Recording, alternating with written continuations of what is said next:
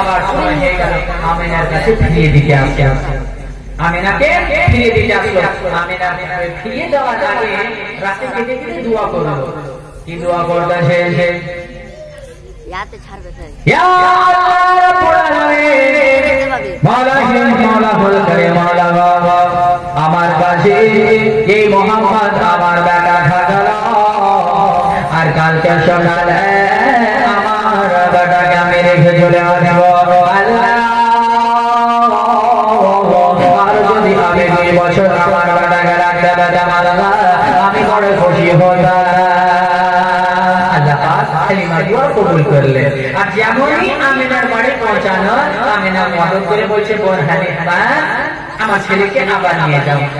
বলে সত্যি? বলে হ্যাঁ বোন। তার মানে এখনকার মক্কার আবহাওয়া ভালো নাই, এখন বাচ্চাটাতে খুব অসুখ হচ্ছে, তার জন্য আমার সন্তানকে নিয়ে যাও আর 2 বছর পর তুমি নিয়ে আসবে। হালিমা খুশিতে আনন্দিত হয়ে মক্কা থেকে আবার বাইক নিয়ে আসলেন। নিয়ে আসার পরে আমার নবীকে রাখলেন। করতে করতে 3 বছর বয়স পার হয়ে গেল। কত বছর? 3 বছর। আমার নবী হাঁটতে ফিরে যাচ্ছে, নড়াচড়া করছেন, কথা বলছেন, খেলাধুলা ভাইয়েরা করছে, আমার নবী দেখছেন। হঠাৎ করে আমার মা হালিমা বড় বেটিটার নাম হচ্ছে সীমা। কি নাম? সীমা। ওই সীমা আর তার ভাই এবার যুক্তি করল, আমার দুধ ভাই মোহাম্মদকে আমরা মাঠে নিয়ে যাব আর মাঠে নিয়ে যাওয়ার পর আমরা সেখানে গিয়ে খেলাধুলা করব। এইরকম আলোচনা করলেন। তারপরে বাবা রাত্রে এবার গিয়ে মায়ের কাছে বাবা কান্নাকাটি করে বলতেছে, ও মা আমার দুধ ভাই মোহাম্মদকে আগামীকালকে আমরা নিয়ে যাব, খেলাধুলা করব, মেলাতে যাব। যেমন এবারে কথা বলা হালিমা বলতে আসে না বেটিরা আমার ছেলেকে তোমরা নিয়ে যাও না বেটিরা, তোমরা যদি নিয়ে যাও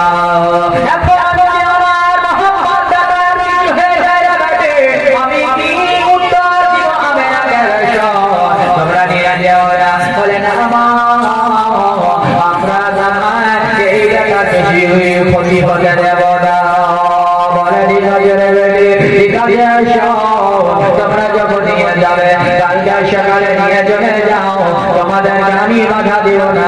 তবে একটা কথা বলি খুব খেয়াল করে রাখবে আমার বেটা মোহাম্মদের যেন কোনো ক্ষতি না হয়। আর যেমনই ওটা করে এলাম সকালে মোহাম্মদ ভাইকে নিয়ে যাবো আর ঘুম আসে না, রাত হচ্ছে, আসর করছে। এদিকে সীমা আর এদিকে ছোট ভাই আনন্দ আছে, তো আমার নবীকে নিয়ে যাবে মাঠে। জোরে বলে এখন ঝুমে বলে বলছে সকাল কখন হবে?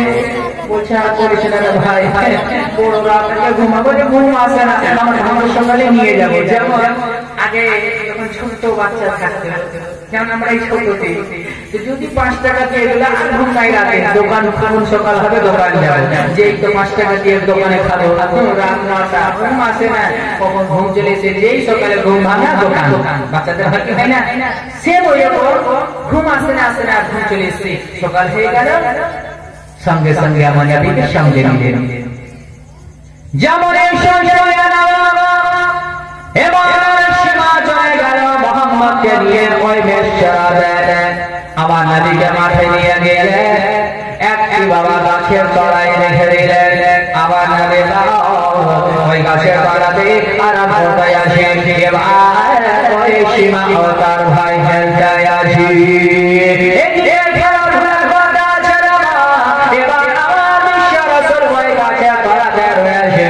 এবার হঠাৎ দেখে আমার নবীর মাথার কাছে প্রাণ ছেড়ে আছেন। যদি বলুন সুবহানাল্লাহ। সাথে দূর থেকে দেখে আমার বিশ্ব রাসূল আর উপর থেকে সূর্যের তাপ আমার নবীর চেহারাতে পড়ছে।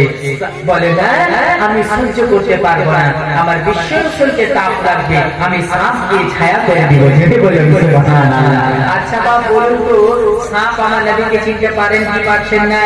একবার জোরে বলো। নবী যদি 40 বছর পর নবী হয়, সাপ কি করে 3 বা 4 বছরে চিনতে পারে? একবার জোরে বলেন সুবহানাল্লাহ। বোঝা যায় নবী নবুয়ত এলান করে 40 বছর পরে নবী আমার সারা জগতে পূর্বে নবী। জোরে বলেন সুবহানাল্লাহ। এবার বাবা সাপ যাওয়ার বিশ্ব রাসূলের মাথার উপরে ফেলা ছেড়ে দিয়ে বাবা এভাবে উঠে আছে, রোদ যেন লাগে না।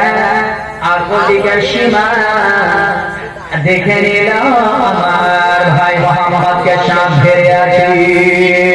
যেমন দেখে না এবার চিল্লাতে আরম্ভ করেছি, এবার চিল্লাতে শুরু করেছি। আর যেমন চলে এসে সাপ তখন বলতেছে না না আর আমার এখানে থাকা হবে না, এখানে যদি আমি থেকে যাই তাহলে কেউ যদি একটা ঢিল জ্বালিয়ে দেয় আমাকে লাগবে না, আমার নবীর চেহারাতে যদি লেগে যায় আমি সাপ সহ্য করতে পারবো না।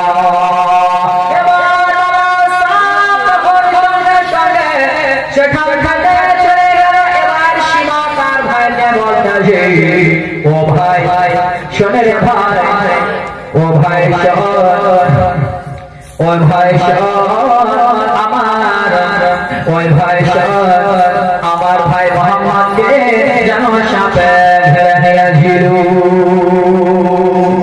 বলে মোহাম্মদ ঘিরে নিয়েছিল? বলে হ্যাঁ হ্যাঁ। বলে বোন একটা কথা বলবো বোন? বলে বলো ভাই ভাই। বলে বোন বোন আমার ভাইয়ের কথা এই সাপের কথা তুই মাকে বলিও না। বলে কেন বলবো না? বলে বোন যদি বলে দাও তো কালকে আর নিয়ে আসতে দিবে না, আর খুশি হবে না।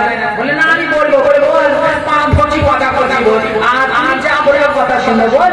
আমার ভাইকে কাকে নিয়ে আসো, সাপের কথা বলিও না। ঠিক আছে বলবো না। এবার 40 এবার সঙ্গে সঙ্গে বাবা এই কথা বলতেই আছে। এবার রাত হলো আর এদিকে সীমা এবার বাবা রাত হয়ে গেছে। এবার রাতে তো সীমা চলে এসছে আর মাকে দেখে বলছে কথাটা বলে দিব নাকি? ফের একবার বল ভাই বলিস না, ওয়াদা করিস না, বলে দিব নাকি সাপের কথা? ফের ঘুম আসে না, ভাত খাচ্ছে আর বলছে বলবো নাকি মাকে বলে দিলে। বলছে ভাই তো মানাই করেছে, মানে প্যান্টে কথা থাকে না। মানে কেমন এক ছিল বাবা ওই জাইদের বাবা, জাইদের বাবা গেছে মাকে আপনার ঝাড়া ফিরতে পায়খানা করতে গিয়েছে। আর বাবা যেমনই পায়খানা করতে যাবা পায়ে পড়ে যাবে কৌয়া পার হয়ে গেলে এসে বলছে জাইদের মা। বলছে হ্যাঁ কি হয়েছে? একটা কথা বলবো। বলে কি? ও জাইদের বাবা বলছে দেখি আমার বউকে ট্রাই করি কতটা পেটে কথা রাখে। একটা কথা বলবো। কাকে বলবো না? তোমার কথা কাকে বলবো? বলছে আচ্ছা আমি পায়খানা করতে গেছিলাম মাঠে আর আমার পা দিয়ে একটা কৌয়া পার হয়ে গেছে। কাউকে বলে কাউকে বলে না, কাউকে বলবো না। মা 8টা বেজে যাবা। এবার কাজ করে বলছে তার পাশে বকরির সঙ্গে দেখা সুফিয়ার মা একটা কথা বলতাম, কাউকে বলতাম না, তোমাকে বলছি আমার জাইদের বাপ আছে না ঝাড়া থেকে দুটা কৌয়া পার হয়ে গেছে পাঁচ পাল দিয়ে। ও তুমি কাউকে বলে কাউকে বলবো না? আচ্ছা ঠিক আছে। এবার 10টায় রান্না করতে যাচ্ছে। তারপরে তার বান্ধবীর সঙ্গে ওই বান্ধবী হ্যাঁ বলছে ওই জাহানার রান্না। বলছে হ্যাঁ। বলছে একটা কথা বলছো এই জাইদের বাবা পায়খানা করতে গেছে চেকটা কৌয়া পার হয়ে গেছে পান দিয়ে। বলছে ও আচ্ছা কাউকে বলবো না? কাকে বলবো? কাউকে বলবো না। ঠিক আছে। এবার বাবা কিছুক্ষণ পর 12টা রান্না করা হয়ে গেল। এবার গোসল করতে যাচ্ছে নদীতে। তুই জাহানার রান্না তার বান্ধব গোসল করতে যাচ্ছ একটা কথা বলি কি? বলছে যে আনছি মারাম্মা ওই জাহিদের বাপ আছে না ছেলে 16টা সকালে পায়খানা করতে গিয়ে। আচ্ছা এবার বাবা গোসল করছে আর বলবো চারিয়ে জাহানার রান্না। বলছে একটা কথা বলতাম। বলতে কি? বলতে হবে ওই জাহিদের বাবা লিয়াখানা ওভার দিয়েছে আল্লাহু আকবার এ মাইয়া মানুষ বাবা মেয়ে মানুষের কথা এই ছোট করে বলে এত বড় একটা কথা থাকে না মাথা আর এদিকে সীমা শুধু আচ্ছা খাপড় করছে বলে মা বলে জীবনাকে এদিকে ভাই ভাই উস্কানি দিচ্ছে না বল বল বলে জিগা জিগা এবার সকাল হয়েছে আমার বিশ্ব রাসূলকে এদিকে সাহেবা তার ভাই বাবা মাঠে নিয়ে চলে গেল এবার কাল পর্যন্ত খুব সাবধানে একদম বাবা গাছের গোড়াতে দেখছি আমার নবীকে কিছু করছে নাকি যেমন বাবা আমার নবী ওই গাছতলায় বসে রয়েছে আর এদিকে সীমা আপনার ভাই খেলাধুলা করতেছি আর সঙ্গে সঙ্গে জঙ্গল থেকে বাঘ চলে আসলো চলে বলেন সুবহানাল্লাহ যেমন বাঘ এসে যাও আমার বিশ্ব রাসূলের কদম মোবারকের মা ও বাবা জিও ভাইরা ওই বাঘ আমার বিশ্ব রাসূলের কদম মোবারক বারবার যেন চুমন দিচ্ছে আমার নবী মুস্তাফা কে চারদিক থেকে ঘিরে রয়েছে যদি বলেন সুবহানাল্লাহ সীমা আর তার ভাই আর চলে যায় আজকে গেলাম ভাইয়ের বুঝিছে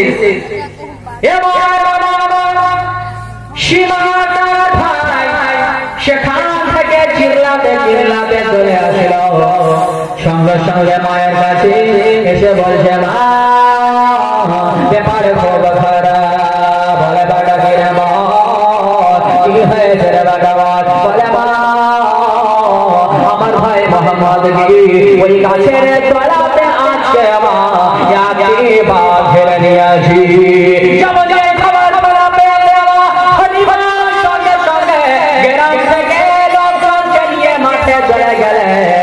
আর আমার বিশ্ব রাসূলকে ওই বাঘে যেন ধরে রেখেছি আর ওই জঙ্গলি লোকজন পথে যাওয়া বাঘ সঙ্গে সঙ্গে যেন জঙ্গলে চলে গেল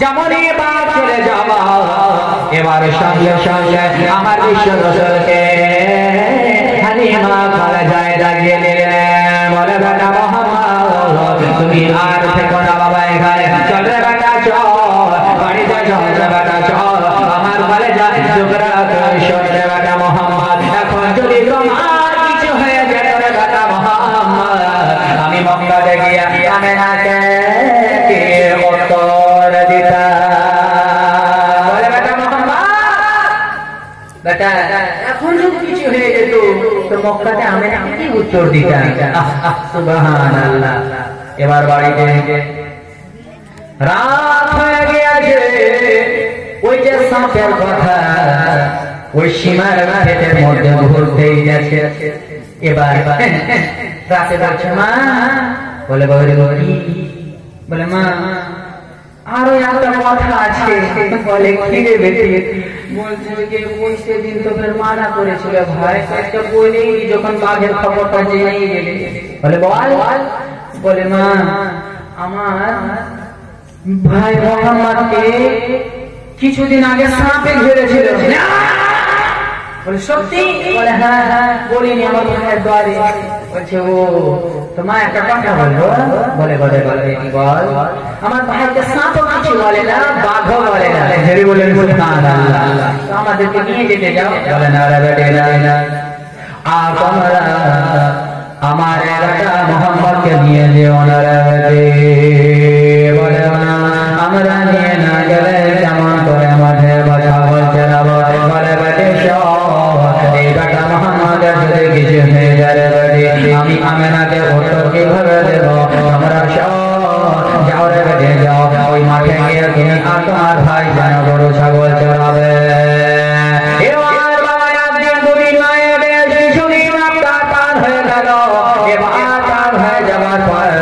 এবার যেমন পার হয়ে যাওয়া 7 দিন হয়ে গেল ওই বাঘেরা জঙ্গলে বাবা কান্নাকাটি করতেছি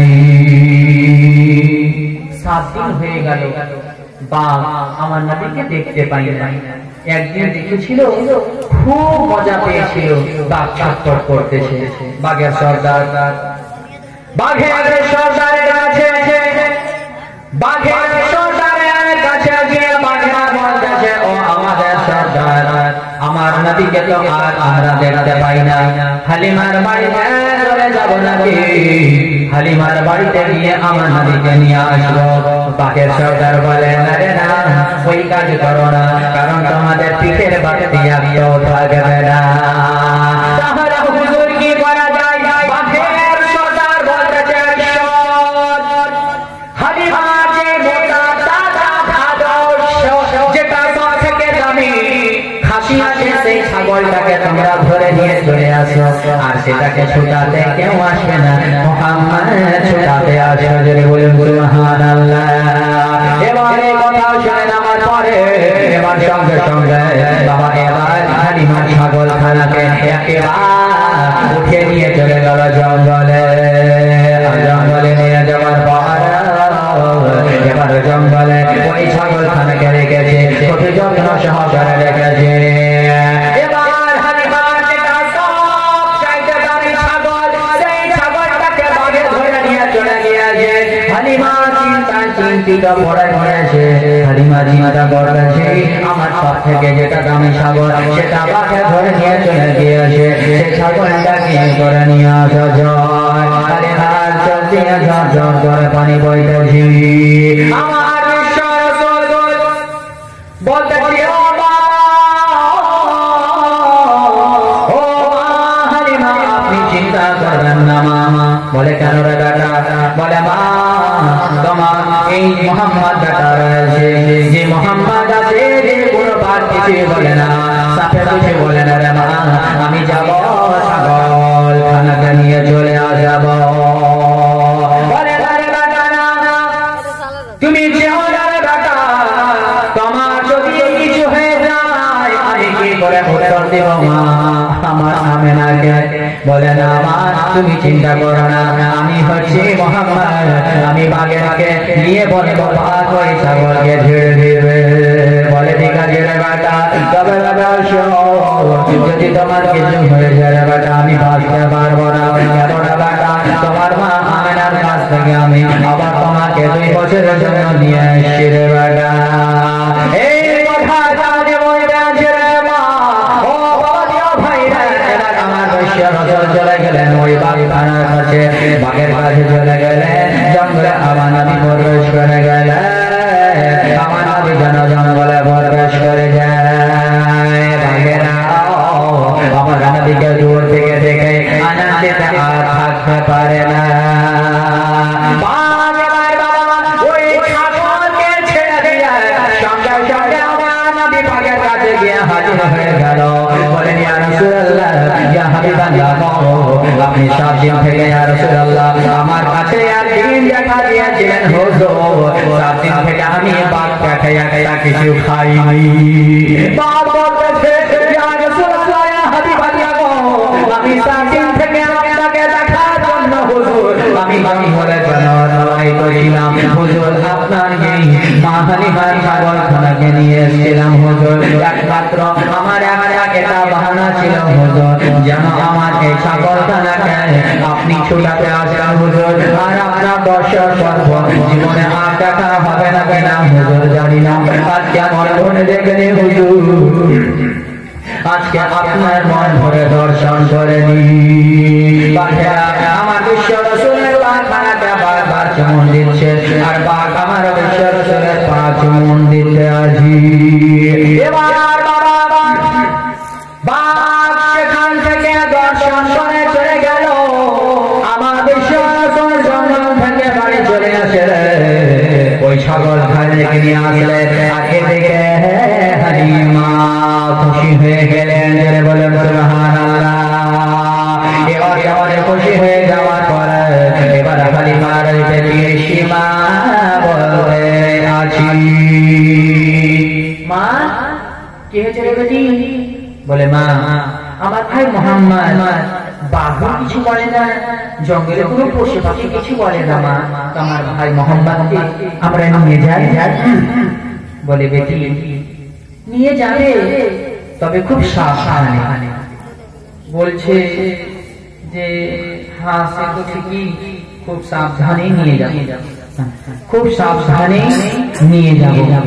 এবার সাবধানে নিয়ে গেল, আর নিয়ে যাওয়ার পরে এবার বাবা কি হলো, খুব সঙ্গে যাচ্ছে, সময় সংকীর্ণ।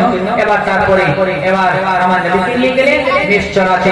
যাওয়ার পরে আমার নবীকে বিরাদার এখনই আমাদের পীর কিবলা হুজুর পীরে তরিকত রাহবার শরিয়ত সৈয়দ শাহ মোহাম্মদ আলী আল হাসনাইন কাদরি ও চিশতি মাদ্দাজিল আলাইহি উনি কিছুক্ষণের মধ্যেই মঞ্চে চলে আসলেন। তো যিনারা হয়তো বাড়িতে এখনো ভাবছে যে হুজুর আসলেন তারপর যাবো, ওনাদেরকে বলবো অতি সত্তর আপনারা এই দিকে বসে না থেকে চলে আসুন। আমাদের